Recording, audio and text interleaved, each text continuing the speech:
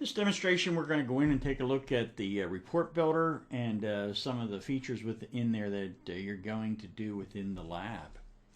So the first thing I have up here is the Business Intelligence Center. And if we look down through the left, I've got a couple of libraries and lists that I created so that we can hold our reports.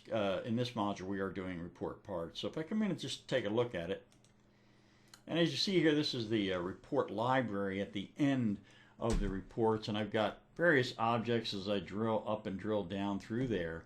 Let's come in and take a look at the way this works just for review. I'm going to go into library over here, and I'll go into library settings and let that come on up, and I'm going to go down here into advanced settings, and you see down here I have management of content types.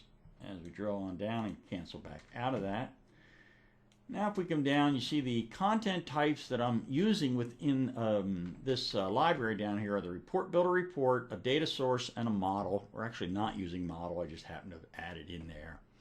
And then these are all visible on the button, so we come in and create them. Let's go through and show you the advantage of that. So again, let's go home to reports, and I'm going to go into the library, and if I go in documents, and I pull down the down chevron, you see here's the object models. So let's come in here, and if I come in and say I want to create a report data source, I'll click that. And then I can go in here and use this little web page to fill out and create a data source right here. Now the disadvantage of doing it this way is if I came in and gave it a name, whatever, let's just show it to you. So that is a name. The humor is free, so, and you're paying for what you're getting. So if I pull this on down here, you see my different drivers, and if I select SQL, now I'll come down here and I can type in the connection string, which is always ugly because of the accursed fat finger disease. So let's cancel out of that. Instead, what we're going to do is we're going to come down here, I'm going to go into report connections, and now again I'll go document, and when I pull this on down, you can see I can do a report data source, and I'll come back in. Sorry about that, I fired the wrong thing up. What I want to do instead is I'm going to click report builder report so I can start report builder itself.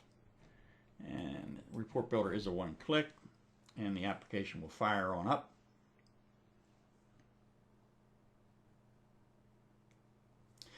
So now the trick on your data connections down here is I can come through here like this, and I'll click new report. I'll just do a blank report, and here is report builder. Let me resize that so that you can see it,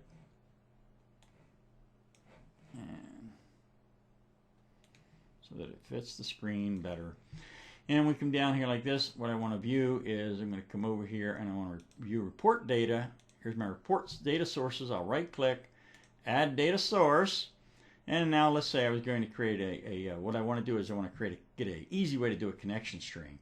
So I'm going to say connection embedded in my report, SQL Server. Now I'm going to click the build button, and then down here in the build button I can come through. I'm just going to use a dot as I'm going to use localhost, and let's say we're doing a connection into AdventureWorks, and now of course I'll do my tests, and it worked, and I'll say OK right down here, and now I've got a connection into AdventureWorks, my connection string into my local host, and I know that connection string works. So if I copy it on out, we'll cancel here. Let's just drop this back down, and now we'll do report connections, and now I'll do a new connection.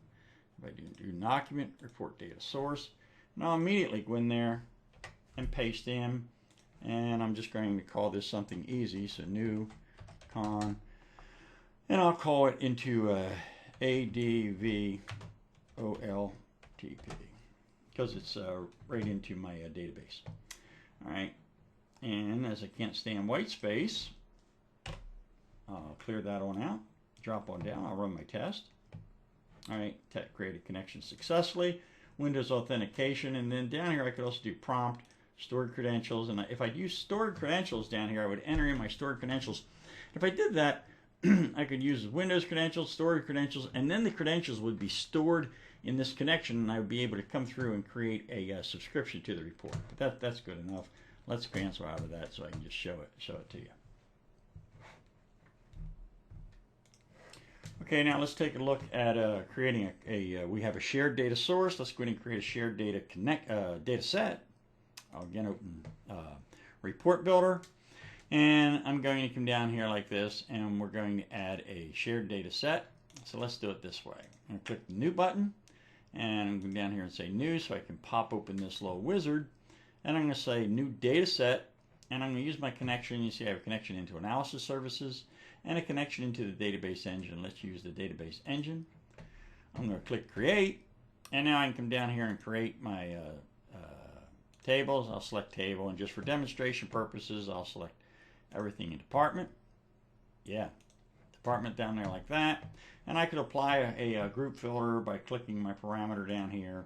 Department ID is, and then I can put some value in there like that, 3, and then we'll execute the query.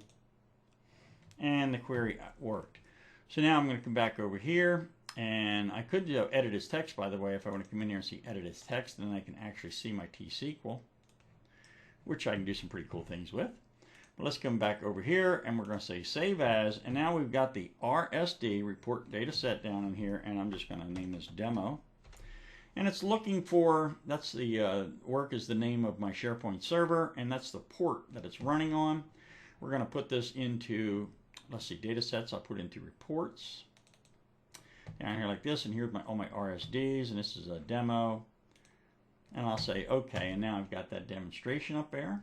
So let's do this again. Let's go File, and we'll do New, and this time we'll do a blank report. And I'm going to use a save data set. So I'm going to say down here, Add Data Set, and now down here they're all listed, but let's browse just to show it to you. Go into Reports, and there's my demo, and I'm going to say OK, and my data set just came on down. Now you notice down here I have to change the name. The name of the data set when it's in Report Builder may be at variance with the name of the data set when it's saved up on SharePoint. And there's a lot of reasons for that. So normally you're going to come through and rename it. Okay, in the next demonstration down here, we'll come through and we'll create a couple of report their cells, and then we'll use them in the last demonstration as report parts.